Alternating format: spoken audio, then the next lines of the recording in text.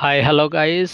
তো আমি আজকে পিএসসি ক্লার্কশিপের অ্যান্সার কি মেলানোর পরে এবং তোমাদের বলা নাম্বারের উপর ভিত্তি করে যে কাট অফ মার্কস হতে চলেছে সেটার উপরে পুরো ভিডিওটি দেখতে হবে। তো আমার যেটা মনে হলো না, সবাই অ্যান্সার কি মেলানোর পরে যে কমেন্ট করেছে সেই কমেন্টের উপরে ভিত্তি করে পিএসসির কাট অফ কত যেতে চলেছে এই ভিডিওটি পুরোপুরি দেখলে তোমরা শিওর হবে। তো এর আগে আমি অনেক কাট অফ বলেছি, কিন্তু তার থেকেও একটু নিচে যেতে পারে কাট অফ, যেটা সবাই দেখছি। তবে দুই একটা অ্যান্সার ভুল বাদে বাকি সব ঠিকঠাকই দিয়েছে। পিএসসির যে অফিসিয়াল সাইডে অ্যান্সার কিগুলো দিয়েছে খুব বেশি ভুল দেয়নি। যেমন আমাদের ফোর শিফটে একটা ভুল দিয়েছে কি, যে 29 আগস্ট হবে যে ন্যাশনাল স্পোর্টস ডে, ওই একটাই ভুল দিয়েছে। আর একটা হয়তো থাকলেও থাকতে পারে, যাই হোক খুব একটা বেশি ভুল দেয়নি। মিসলেনিয়াসের মতন, মিসলেনিয়াসে 2 থেকে 3টে কোয়েশ্চেন অ্যান্সার ভুল দেওয়া ছিল। তো চলো আর বেশি কথা বাড়াবো না, আমরা কাট অফ কত যেতে চলেছে পিএসসি ক্লার্কশিপের পার্ট 1 এবং পার্ট 2।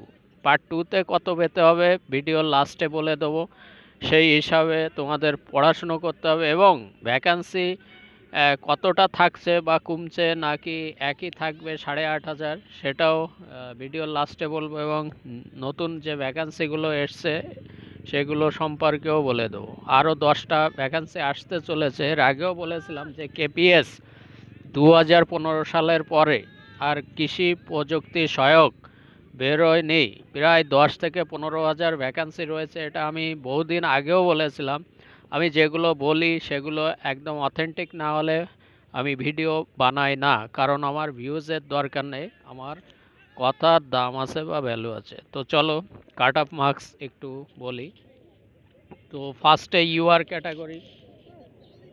তো ইউআরদের আমি ইউআররা যদি তারা 50-র ঘরে নম্বর থেকে থাকে, 50 থেকে 55-এর মধ্যে মার্কস থাকলে তারা মোটামুটি ক্লার্কশিপে তারা ডাক পাবে। এটা লিখে রাখো। 50 থেকে 55 জেনারেল। ওবিসি, ওবিসি এ বির একটা বিষয়বস্তু আছে, তো আমি দুটো ওবিসির উপরেই বলছি যে তাদের আমি বলতে পারি যে 48 থেকে 52-এর মধ্যে তাদের রেঞ্জটা রেখে দাও, দেখবে রেজাল্ট বেরোলে তারা মিলিয়ে নেবে। সেকেন্ড আসছে এসসি। এসসি কমিউনিটিদের কাট অফ থাকবে, আগের বার ছিল 48 পয়েন্ট সামথিং, তো এবার অনেক কাট অফ লো যাবে, কারণ আগের বার জেনারেল কাস্টের কাট অফ ছিল 65। তো ডেফিনেটলি এবার তো বলেই দিলাম 50 থেকে 55। এসসি কমিউনিটিদের কাট অফ যেতে চলেছে কত, যে সেটা কিন্তু আশ্চর্যের কোনো বিষয়বস্তু নেই, 40 থেকে 38। তাহলে 38 থেকে 42 ধরে রাখো, এই কাট অফটা বিলংস করবে এসসি কমিউনিটিদের। এরপরে আসা যাক ইডব্লিউএস। ইডব্লিউএস আগের বার ছিল না, যেহেতু ইডব্লিউএস ইকোনমিক্যালি উইকার সেকশন, তাদের কাট অফ যেতে চলেছে এসসি এবং এসটির মার্কসের মাঝামাঝি। তাদের 35 থেকে 40-র মধ্যে যদি নম্বর থাকে, তো পার্ট পেপার ডেসক্রিপটিভ পেপারের জন্য তারা প্রিপারেশান শুরু করতে পারে, বা তারা কন্টিনিউ পেপার প্রিপারেশান রাখতে হবে। কারণ কি, একটা নতুন ভ্যাকান্সি আবার আসছে ব্যাক টু ব্যাক, সুতরাং ভ্যাকান্সি আসতেই থাকবে ভোটের 2026 অবধি। Next time ST community.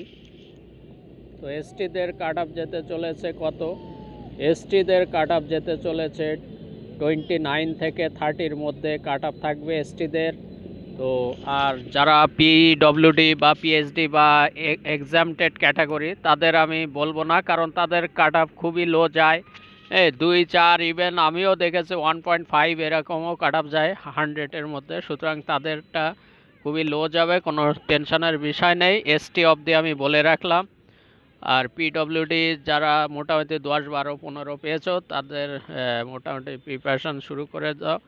আর তোমাদের বড় কথা কি, আইডিও, অনেকে আইডিওর জন্যে অফিসার র্যাঙ্কের জন্যে ওয়েট করেছিলে, তো নোটিফিকেশান, ইন্ডিকেটিভ নোটিফিকেশানস যেগুলো বেরোবে সেগুলো আমি আগেই বলেছিলাম, এবং আমাদের কর্মসংস্থানে ৬,০০০ কিন্তু পিএসসি ক্লার্কশিপ আগের ভিডিওতে আমি দেখিয়ে দিয়েছি। শুধু যে সেগুলো অথেন্টিক না হলে কিন্তু এটা আমরা দেখতে পাই না। তো right now you have to the change your the preparations, boost up your preparations every selection, the youth candidate for the level, তাহলে সব লেভেলের মধ্যেই থাকতে হবে আমাদের, প্র্যাকটিসের ওপরে আর কিছু হয় না। যে যত প্র্যাকটিস করবে তার সিলেকশন তত কাছাকাছি চলে যাবে সিলেকশনে। সুতরাং এখানে প্র্যাকটিসটাই আমাদের মেইন। আর একটা কথা বলতে চেয়েছিলাম যে 2015-র পরে আর কেপিএস হয়নি, এটা তোমরা মিলিয়ে দেখো। তারপর ফরেস্ট গার্ড সেটাও কিন্তু 2016 কি 17 একবার বেরিয়েছিল, তারপর আর বেরোয়নি। ফরেস্ট গার্ড, ফায়ার অপারেটর এটা 2018 একবার বেরিয়েছিল, এটা বেরোয়নি। তো আমি এগুলো জাস্ট ডব্লিউবিপিএসসির যে 10টা নোটিফিকেশানস আরও আসতে চলেছে বা নিউ ভ্যাকান্সি, তার মধ্যে কেপিএস থাকবেই থাকবে। আরও অনেক ভ্যাকান্সি রয়েছে, এবং নিউ যেটা মিসলিনিয়াস বা ক্লার্কশিপ এটা নিয়ে খুব চর্চা হচ্ছে, এটা নিয়ে আমি আর বলতে চাই না কিছু।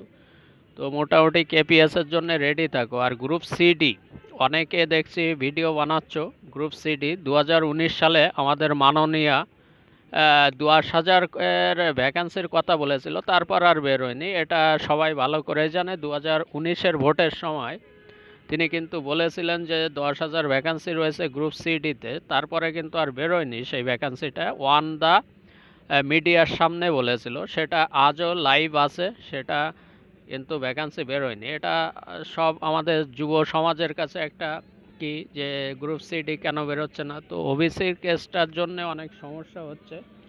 তো আশা করি 7th জানুয়ারি ওবিসি কেসটা সুপ্রিম কোর্টের যে শুনানি দিয়েছে 7 জানুয়ারি, সেই কেসটা কতদূর কী হবে জানি না। তো সেটা যদি উঠে যায় তাহলে তো খুবই ভালো হয়, কারণ অনেক পুলিশের এক্সামগুলো ডিলে হয়ে আছে। WBSI, KPSI, KP constable, WB constable, তো অনেক আরও এক্সাইজের ডিপার্টমেন্টের 2018-র পরে আর বেরোয়নি। এক্সাইজ ডিপার্টমেন্টের যেমন এসআই বা কনস্টেবল, এগুলো পুলিশের প্রচুর ভ্যাকান্সি পড়ে আছে, বা অলরেডি যেগুলো ফর্ম ফিল আপ হয়েছে সেগুলো পড়ে আছে।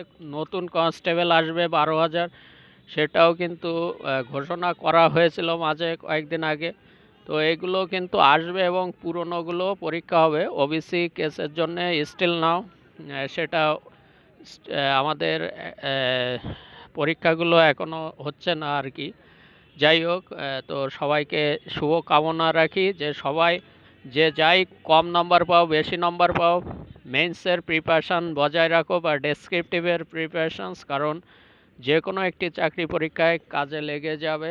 আর গ্রুপ সিডি সম্ভবত 33,000 ভ্যাকান্সি রয়েছে, তো সেগুলো নিয়ে আমি পরে ভিডিও বানাবো। গ্রুপ সিডি সেটা রাজ্য সরকারের গ্রুপ সিডি, এবং যে পঞ্চায়েতে 6,550টা ভ্যাকান্সি ভোটের আগে, আমাদের সেন্ট্রাল ভোট হয়ে গেল 2024-এ, তার আগে রেজিস্ট্রেশন হয়েছিল, তারপরে আর সেই গল্প শেষ। তো সেটা নিয়েও আমাদের একটা হয়তো যুব সমাজের আন্দোলন করা উচিত। অলরেডি আমরা পঞ্চায়েতের রেজিস্ট্রেশন করে রেখেছি, তার কোনো কিন্তু আর সেই ভ্যাকান্সি নিয়ে আর কোনো আপডেট নেই। ভোট শেষ, ভ্যাকান্সিও শেষ। তো এরকম করলে হবে না। আমাদের যুব সমাজের তো একটা বিষয়বস্তু রয়েছে, তাদের একটা জীবন রয়েছে, তাদের লাইফ রয়েছে, তাদের বয়সও বাড়ছে। সুতরাং এটার জন্যে দরকার হয় যেমন রেলে যেমন কি আন্দোলন করে ক্যালেন্ডার নোটিশ প্রতি বছর বেরোবে রেল, সেরকম আন্দোলনের কাছে সবাইকে হার মানতে হবে। তো সমস্ত ইউনিটি তৈরি করতে হবে ছাত্র সমাজের, সমস্ত ক্যান্ডিডেটদের একত্রিত হয়ে, যারা একত্রিত হয়ে এটা একটা মহা আন্দোলন হবে। যদি পিএসসি ক্লার্কশিপের ভ্যাকান্সি 8,500 এর নিচে কমে যায় তাহলে আমরা একটা গণ আন্দোলন করব। এটা সমস্ত আমরা টিচাররা এক জায়গায় হয়ে আন্দোলনে সামিল হব।